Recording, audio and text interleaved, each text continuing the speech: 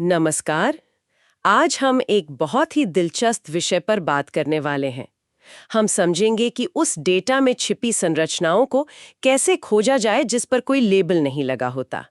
और इसके लिए हम एक खास तकनीक के मीन्स क्लस्टरिंग पर गहराई से चर्चा करेंगे। हाँ, और हमारी ये जो बातचीत है ये रॉयल रिसर्च के एक लेख पर आधारित है। हमारा इरादा है कि हम समझे कि ये के मीन्स आखिर है क्या, कैसे काम करता है, कहाँ इस्तेमाल होता है और हाँ, इसकी क्या खूबियां हैं और कहाँ ये थोड़ा अटक जाता है। सोचिए, ये कुछ ऐसा है जैसे डेटा को ग्रुप्स में बांटना, पर हमें पहले से पता नहीं कि वो ग्रुप्स क्या हैं। ऐसा लगता है मानो डेटा खुद अपनी कहानी बता रहा हो। है ना दिलचस्प? अच्छा, तो चलिए शुरू करते हैं। के मीन्स ये क्या है असल में? ये जैसा कि एक्सपर्ट्स बताते हैं, अनसुपरवाइज्ड लर्निंग का एक बहुत ही पॉपुलर तरीका है। अनसुपरवाइज्ड मतलब? हम सिस्टम को कोई जवाब नहीं देते पहले से, उसे खुद ही डेटा में पैटर्न ढूंढने होते हैं।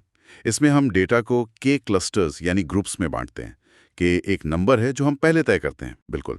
और हर डेटा पॉइंट वो अपने सबसे करीबी क्लस्टर सेंटर, जिसे सेंट्रॉइड कहते हैं, उसके ग्रुप में चला जाता है। अच्छा। हाँ, और ये होता कैसे है? ये बड़ा मजेदार है। ये एक आइटरेटिव प्रोसेस है, मतलब बार बार दोहराया जाने वाला। सबसे पहले तो हम तय करते हैं कि हमें कितने क्लस्टर चाहिए, वो के की वैल्यू, और फिर उतने सेंट्रॉइड्स को आप कह सकते हैं अंदाजे से डेटा स्पेस में कहीं रख देते हैं। Okay, randomly. हाँ, शुरू में अक्सर रैंडमली। फिर आता है असाइनमेंट स्टेप। इसमें हर डेटा पॉइंट को देखा जाता है कि वो किस सेंट्रॉइड के सबसे करीब है। ये दूरी आमतौर पर यूक्लिडियन दूरी होती है, मतलब सीधी लाइन वाली दूरी। जिस सेंट्रॉइड से वो सबसे करीब होता है, वो पॉइंट उस क्लस्टर का हिस्सा बन जाता है। इसके बाद आता है अपडेट स्टेप। अब हर क्लस्टर में जितने भी पॉइंट्स आ गए हैं, उन सब का एवरेज या मीन निकाला जाता है, और वो मीन उस क्लस्टर का नया सेंट्रॉइड बन जाता है। अच्छा, तो सेंट्रॉइड अपनी जगह बदल लेते हैं। एग्जैक्टली। और फिर से असाइनमेंट स्टेप होता है, फिर अपडेट, और ये सिलसिला, ये असाइनमेंट और अपडेट वाला, ये तब तक चलता रहता है जब तक कि सेंट्रॉइड अपनी जगह बदलना बंद ना कर दें, मतलब वो स्थिर हो जाएं।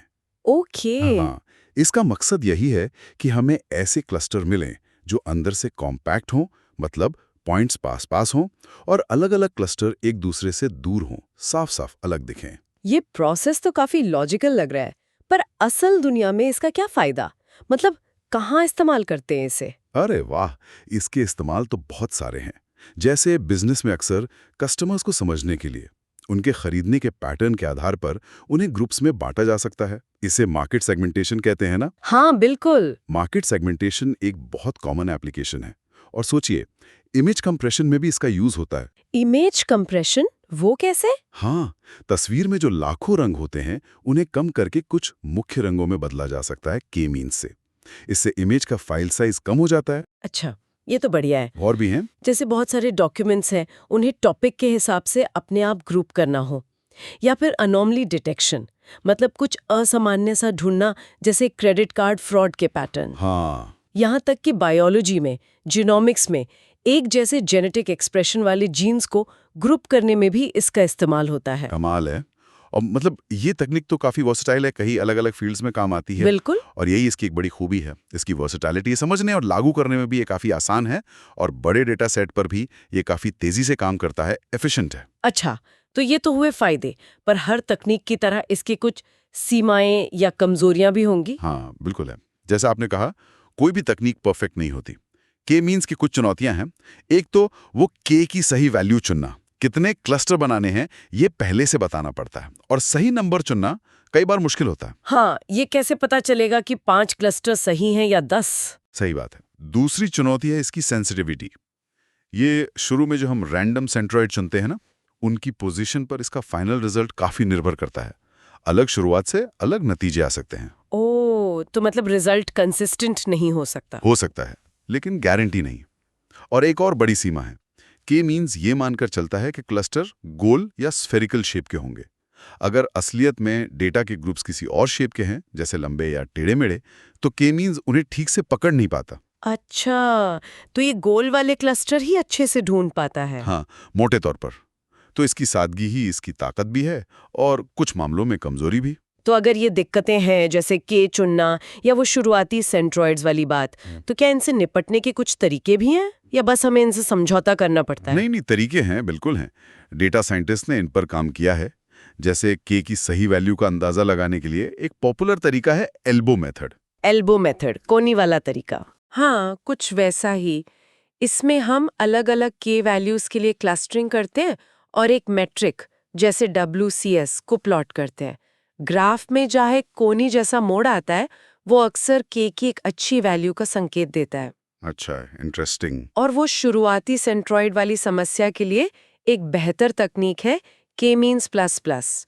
ये रैंडम चुनने के बजाय थोड़े स्मार्ट तरीके से शुरुआती सेंट्रॉइड चुनता है, जिससे आखिर में बेटर क्लस्टर मिलते हैं। ओके, के मीन्स प्लस प्लस। हाँ, और क्लस्टर बन जाने के बाद वो कितने अच्छे बने हैं ये जांचने के लिए भी तरीके हैं, जैसे सिलहूट एनालिसिस।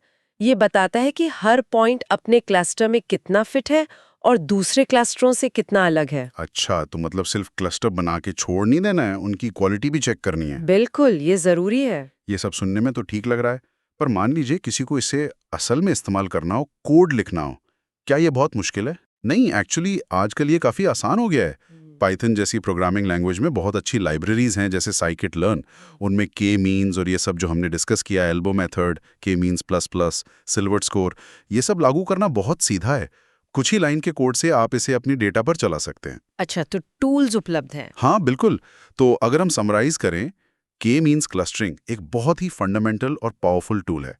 ये हमें बिना लेबल वाले डेटा में छिपे हुए ग्रुप्स और पैटर्न्स को उजागर करने में मदद करता है। हाँ, इसकी कुछ सीमाएं हैं, पर जैसा हमने देखा, सही तकनीकों और सुधारों के साथ ये डेटा एनालिसिस के लिए बहुत कीमती साबित हो सकता है। बिल्कुल, ये वाकई एक अहम टूल लगता है डेटा साइंटिस्ट की टूल किट में।